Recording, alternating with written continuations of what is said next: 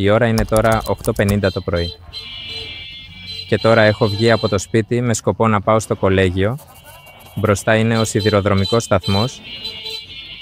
Μπορείτε να δείτε ότι στη δεξιά μου πλευρά υπάρχει πολλή κίνηση. Έτσι, επειδή υπάρχει πολλή κίνηση σε αυτή την πλευρά, κατεβαίνω από τον κύριο δρόμο και περπατάω από το πεζοδρόμιο. Θα πάω λίγο πιο μπροστά. Λίγο πιο μπροστά θα βρω τον σιδηροδρομικό σταθμό. Ας πάμε εκεί να πάρουμε ένα εισιτήριο. Και...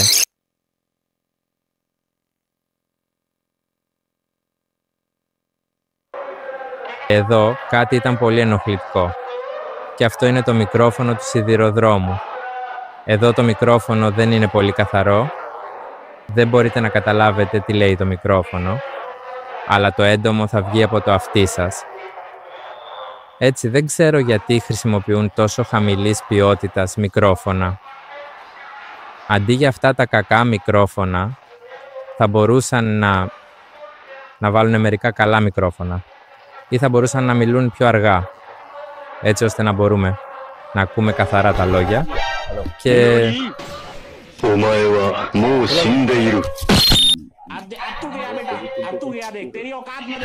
For YouTube and Facebook, social media. Sorry? No, আমার বাসা বেনাপোল। নেটে এখানে। Okay, thank you.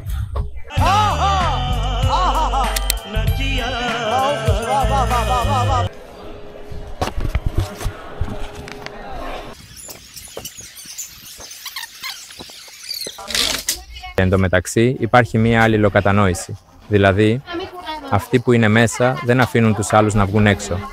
Πριν από αυτό, αυτοί που ήταν έξω προσπαθούν να μπουν μέσα. Το αποτέλεσμα είναι ότι η κίνηση αυξάνεται εδώ. Λοιπόν, δεν έχω μια καλή λύση και αυτοί που είναι έξω, ίσως, δεν θα βρουν θέση. Αυτή η ένταση τους κάνει να προσπαθούν να ανέβουν γρήγορα. Και λόγω της κακής τους οργάνωσης, η κίνηση αυξάνεται πολύ.